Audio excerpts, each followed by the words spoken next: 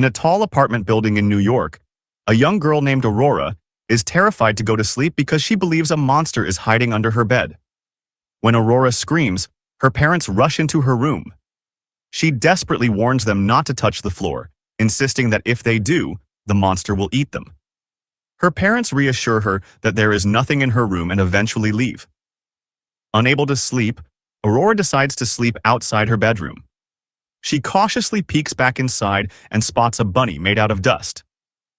Closing her eyes, she makes a wish, and suddenly, a glowing firefly appears. Curious, Aurora follows it through her apartment building until it leads her to one of the mailboxes. Then, once she catches sight of the mailbox's owner, she begins to follow him. The man exits the elevator, and Aurora does as well. She realizes that the man is her neighbor. Later that night, Aurora secretly follows the neighbor through a narrow alleyway. Sensing someone nearby, he suddenly turns, and Aurora quickly hides. She continues trailing him all the way to Chinatown, where a lively festival is underway. Along the way, Aurora finds a mask and puts it on. From the rooftop of a nearby building, she watches as the neighbor engages in a brutal fight with a dragon. After an intense battle, the neighbor defeats the creature. Aurora follows him back to their apartment building.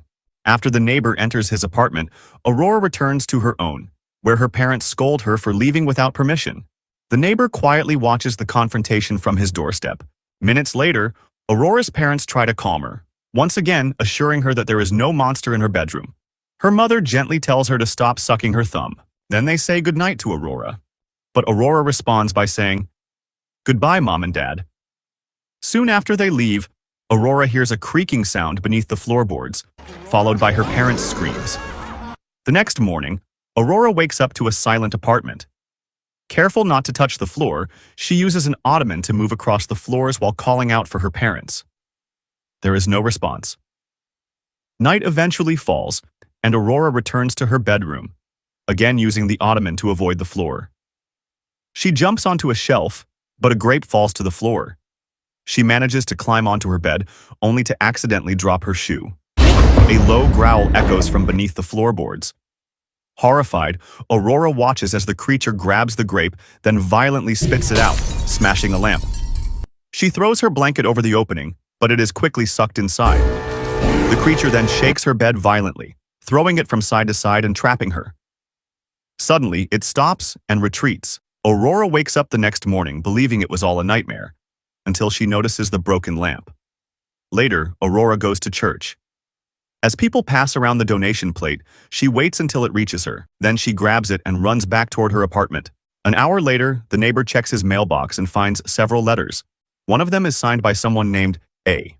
He returns to his apartment and reads the letter. Learning that the writer is trying to hire him as a hitman, he pulls out a stack of cash and begins counting it. A knock interrupts him. When he opens the door, he finds the girl from the opposite apartment standing there. She asks if the money is enough. He goes back inside and resumes counting the cash. He asks for her name. "Aurora," she replies, then asks for his name in return. He refuses to answer. After counting the cash, he says it amounts to roughly $300 and asks where she got the money. Aurora replies that she stole it from the church and asks if it is enough to kill the monster. Confused, the neighbor asks how she knows he kills monsters. Aurora explains that she saw him slay the dragon in Chinatown. He asks her to explain further, and she describes watching him slit the dragon's belly. The neighbor dismisses her story, telling her she imagined it and insisting that monsters do not exist. Aurora, however, firmly disagrees. He then asks Aurora if she told her parents that he kills monsters. Aurora quietly replies that the monster ate her parents. The neighbor then asks Aurora to show him where the monster is. Aurora leads him to her apartment. Along the way, he asks what she was doing while her parents were being eaten. Aurora replies that she was hiding under her blanket. She takes him into her parents' bedroom. The neighbor looks around and points out that there should be blood if monsters ate her parents, but Aurora explains that the monster doesn't leave anything behind.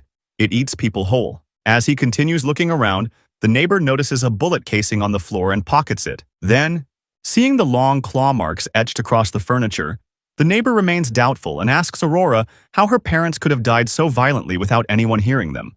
Aurora replies, "It eats everything, including their screams."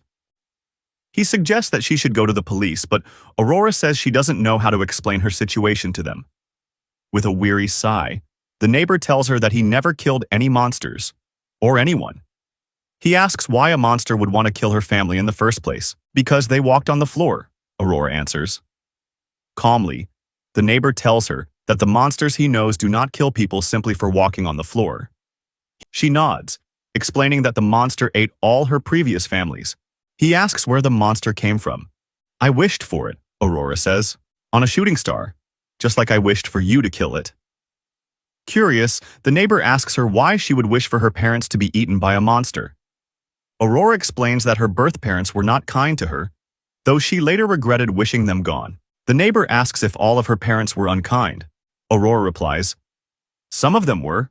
Confused, he asks why the monster would eat the nice ones.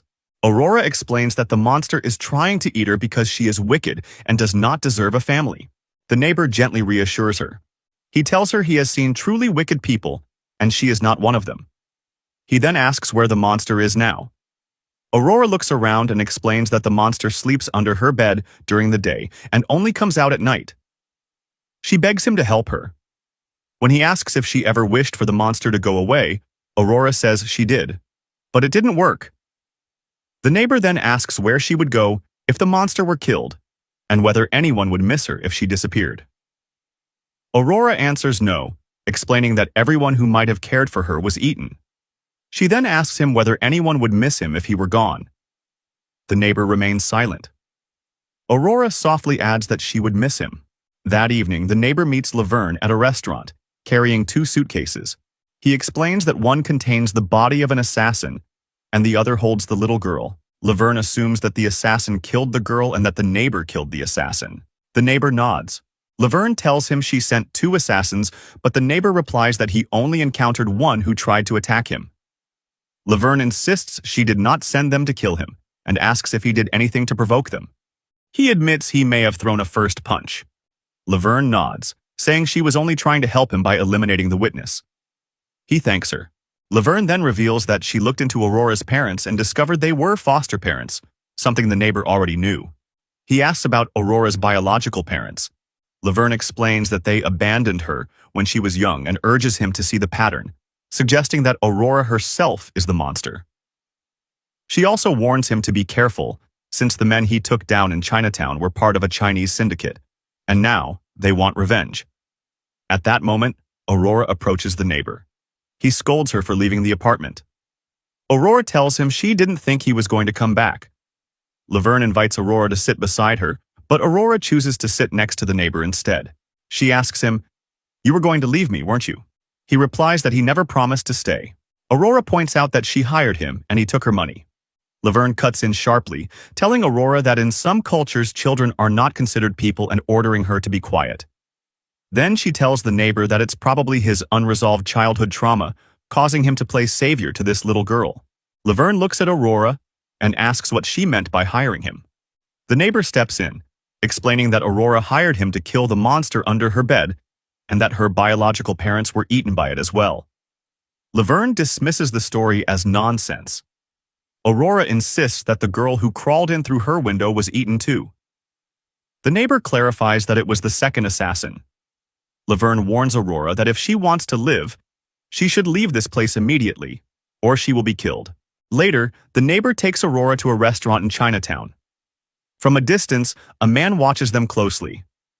Aurora asks the neighbor to be her father. He refuses, pointing out that none of her previous fathers are alive. He tells her that they don't truly know each other, and that what she thinks she wants from him isn't real. It's simply what her mind is convincing her to believe. He explains that he once believed his mother was beautiful, even though she wasn't. That was just what his mind chose to see. Just then, the man who has been watching them approaches their table.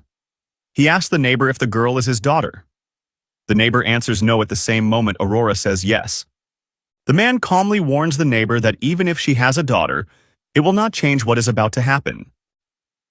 They leave the restaurant, but the man and his henchmen follow closely behind. Later, Brenda visits Aurora's apartment at the neighbor's request. He apologizes for refusing her appointment earlier that morning. Aurora immediately warns Brenda not to touch the floor, But the neighbor tells Brenda to ignore her, explaining that Aurora believes a monster ate her entire family. He then closes the door. Aurora retreats to her bedroom and crawls beneath the special blanket the neighbor made for her. Meanwhile, the neighbor warns Brenda that they are all going to die. He explains that Aurora's family didn't simply disappear without a trace. He admits that he is actually Aurora's neighbor, not her guardian, as he had claimed. He says he lied because he panicked when Brenda rang the doorbell after Aurora told him about a monster eating her parents. He tells Brenda that Aurora truly believes there is a monster, but he doesn't think she's lying. He believes she may be delusional. He urges Brenda to call someone for help, warning her that the monster Aurora described has followed her home. Brenda contacts her associate and tells him to get the team inside. The doorbell rings. The neighbor opens the door to find Laverne standing there. She scolds him and tells him to leave, pointing out that half a dozen men downstairs are waiting to kill him. He calmly tells her not to worry, revealing that the FBI is inside the apartment calling in reinforcements, and that he is simply a concerned neighbor from 5B. Laverne laughs at him. He insists that he has carefully planned this, framing the Chinese crime syndicate as suspects in the murders of Aurora's families so he can finally escape them. Laverne argues that the little girl still has to die. He gently kisses her hand and returns to the apartment. He tells Brenda that the visitor was just a worried neighbor. Brenda then admits she is with the FBI and has been investigating the disappearance of Aurora's families for some time. The neighbor pretends to be surprised. Brenda then explains that one strange clue was found at Aurora's birth parents' home, an open bottle of thumb-sucking deterrent on her nightstand. Someone had been applying it to Aurora's fingers before they vanished, along with the applicator brush. The brush was later found under the floorboard beneath Aurora's bed. The neighbor suggests that perhaps the monster spit the brush out, since it was a deterrent after all. Suddenly, they hear gunshots. They rush into Aurora's room, where she screams at them to get off the floor. They obey immediately. The neighbor tells her to stay in her room.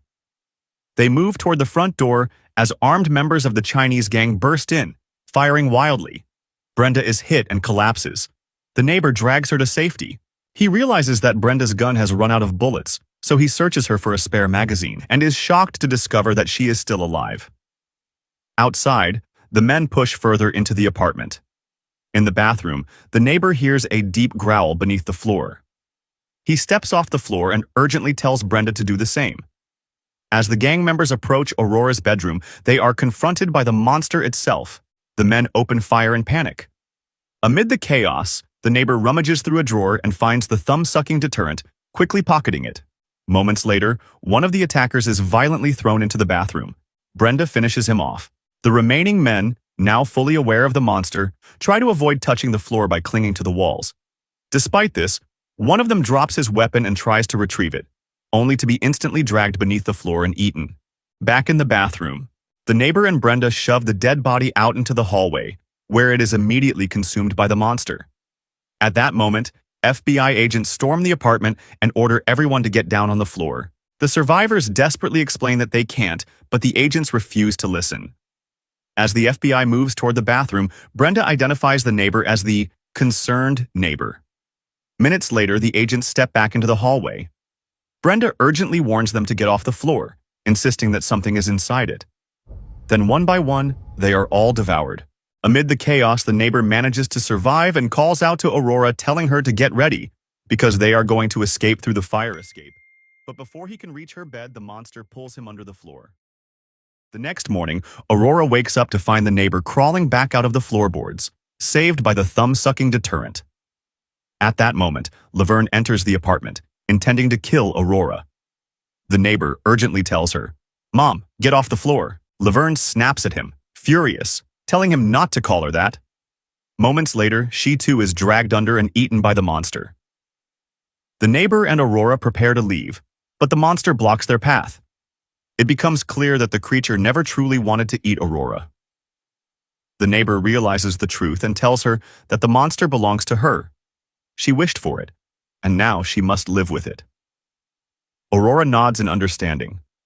Together, they leave the apartment, the monster following silently behind them, lingering in the shadows.